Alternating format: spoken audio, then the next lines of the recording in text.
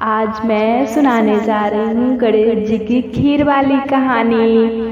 एक बार गणेश जी एक छोटे बालक के रूप में चिमटी में चावल और चमचे में दूध लेकर निकले।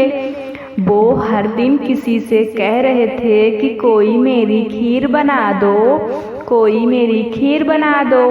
एक बुढ़िया बैठी हुई थी, उसने कहा ला मैं बना दूं।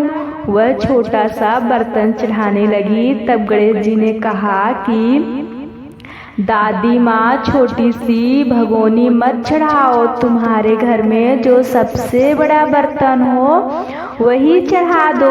बुढ़िया ने वही चढ़ा दिया। वह देखती रह गई कि वह जो थोड़े से चावल उस बड़े बर्तन में डाली थी वह तो पूरा भर गया है। गणेश जी ने कहा दादी माँ मैं नहा कर आता हूँ, खीर तैयार हो गई। तो बुढ़िया के पोते पोती खीर खाने के लिए रोने लगे।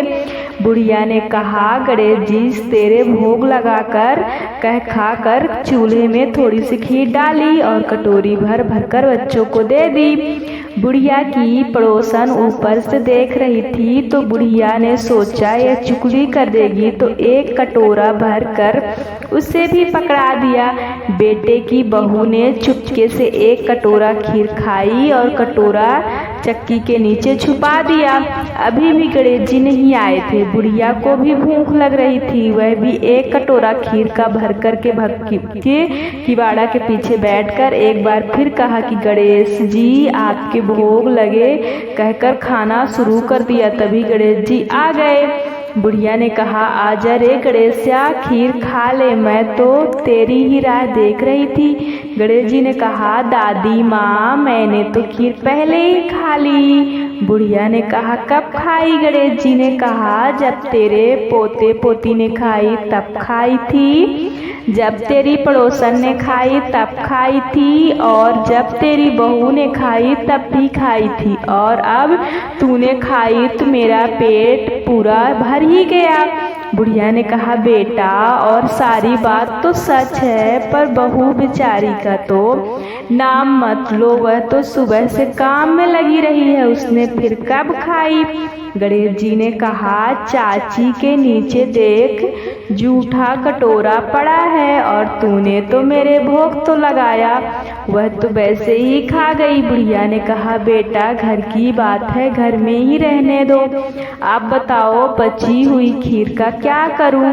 गणेश जी ने कहा नगरी जी जीमा दो। बुढ़िया ने पूरी नगरी को बंटवा दी, फिर भी बर्तन पूरा ही भरा था। गणेश राजा को पता लगा कि बुढ़िया को बुलाया और कहा क्यों रे बुढ़िया, ऐसा बर्तन मेरे घर पर नहीं है, अच्छा लगे या हमारे घर पर सोवे? बुढ़िया ने कहा राजा जी आप ले लो। राजा जी ने खीर का बर्तन महल मंगा लिया। महल में लाते ही खीर के कीड़े मकोड़े बिच्छू कंचड़े हो गए और दुर्गंध आने लगी। यह देखकर राजा जी बुढ़िया से कहा बुढ़िया बर्तन वापस ले जा, तुझे हमने दिया। बुढ़िया ने कहा राजा जी आप देते तो पहले ही कभी देते, यह बर्तन तो मुझे मेरे गणेश जी ने दे दिया है।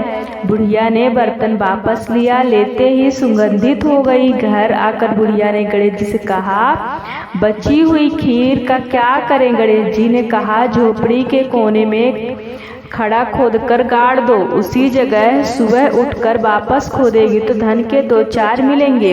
ऐसा कहकर गणेश जी अंतर्ध्यान हो गए। जाते समय झोपड़ी के लात मारते हुए गए तो झोपड़ी के स्थान पर महल हो गया। सुबह बहू ने फावड़ा लेकर पूरे घर का खोद दिया तो कुछ भी नहीं मिला।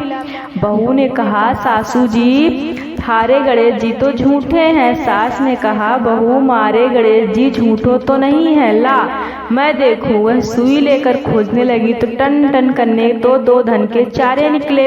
वह बहू से कहा सासू जी गणेश जी तो साची ही हैं। सास ने कहा गणेश जी तो भावनाओं के भूखे हैं, ये गणेश जी जैसा अपने बुढ़िया को दिया वैसा सबको देना। विनायक जी कहानी कथा कहने वाले, हुंकार भरने वाले, आस पार से सुनने वाले सबको देना। यह थी गणेश जी की खीर वाली कहानी। आपको भी गणेश जी की खीर वाली कहानी सुनने में अच्छी लगी हो? धन्यवाद।